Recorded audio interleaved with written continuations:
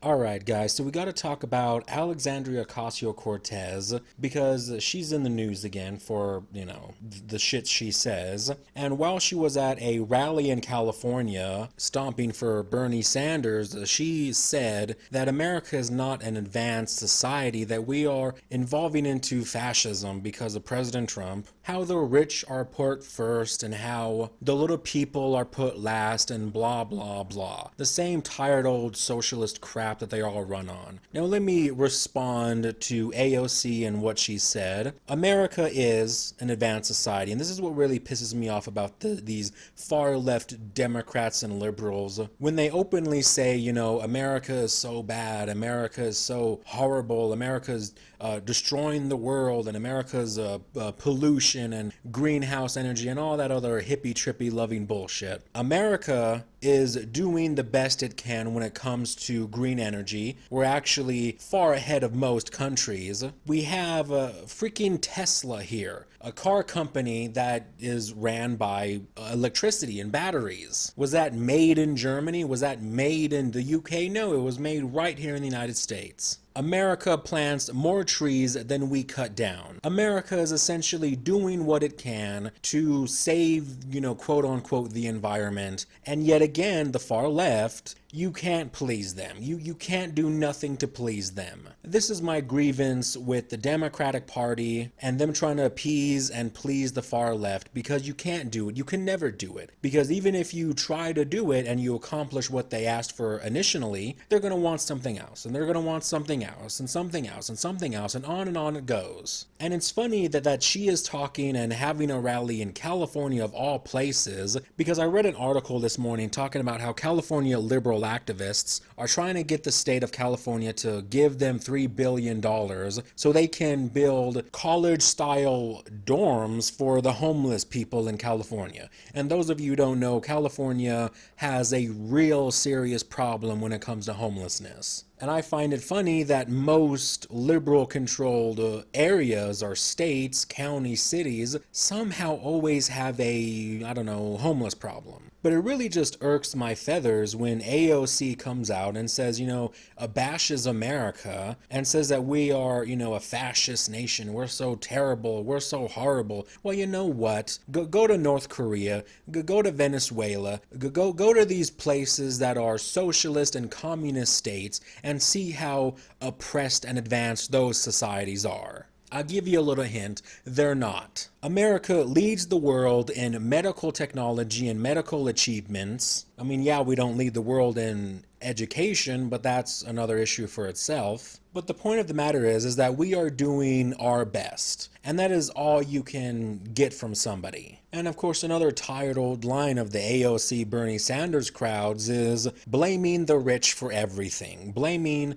people who have, put their blood, sweat, and tears into building a business, building a brand, and fortunately becoming successful because of it, that they're somehow now a bad, evil person.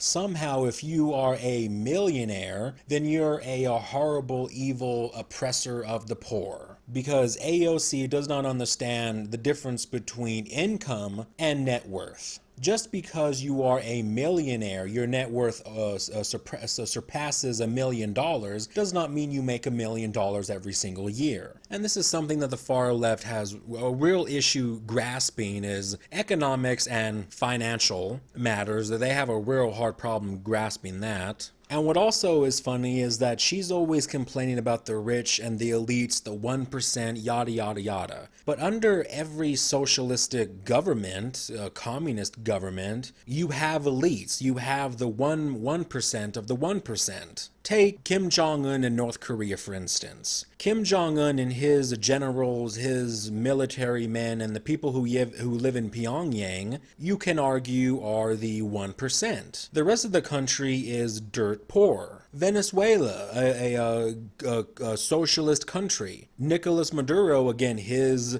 generals, his army men, and the people that he likes, or you would consider the top 1% of the 1%. They get all the food, they get all the money, and the rest of the country essentially starves. Because that is what real socialism and real communism is really about. They don't want the opportunity for people to be rich because there are going to be only a few people who have the guts and the willpower to accomplish wealth and be successful. And, the majority of people aren't. The majority of the people are going to be stuck in the rat race. But it is not a death sentence. You can get out of the rat race. You can achieve. You have so much opportunity here in America that you don't have in these socialist and communist countries. You just don't have that. You don't have the opportunity to grow and advance and build your wealth and build a legacy and provide very well for your family. You don't have those opportunities there unless you are part of the government, you are close with the dictator of that country, and you follow along with their propaganda comings. Everybody else is literally they literally live like peasants. It's almost like a monarchy if you really think about it. You have the king and the queen and the courtiers, the nobility and whatnot, and then the 95% of the other country is peasantry. People working on fields and literally having to support their family that way because they can't go buy food at the stores because there is no food to buy.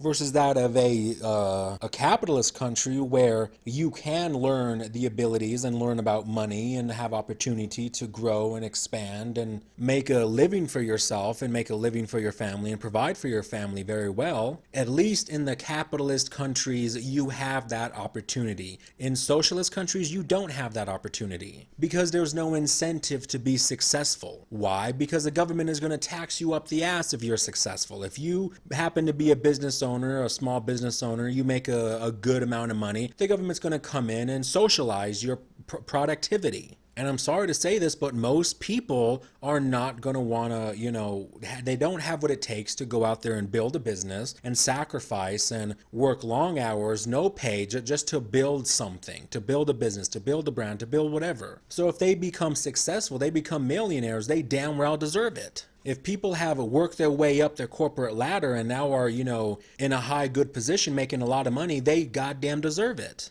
Because they work their ass off to get there. In socialism, you don't have those opportunities because those opportunities are squandered away by the government that socializes all areas of the economy. So Alexandria Ocasio-Cortez, it is clear as day that she does not know what she's talking about when it comes to economics, when it comes to the financial industry. She doesn't know this is what's funny, like, what was it, the Democrats that put her in charge of some financial board, or like she was one of the board members on some financial council or whatever. It's like, what?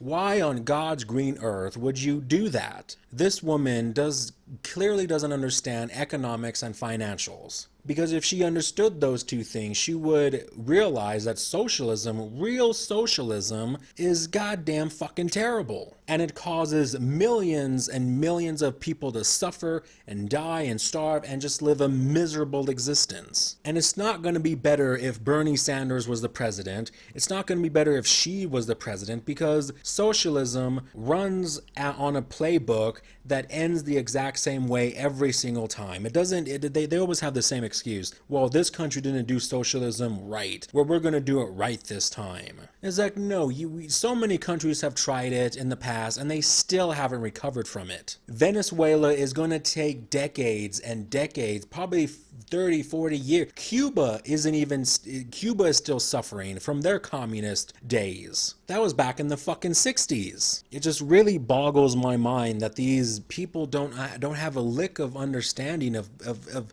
basic economics. And this woman is a college educated woman. She went to college, she has a degree, and she thinks socialism is the right way to go. It's like, what are you taking? And then Bernie Sanders is another one. He's been a socialist for the majority of his life and he still doesn't get it around. Socialism fails every single time for a reason.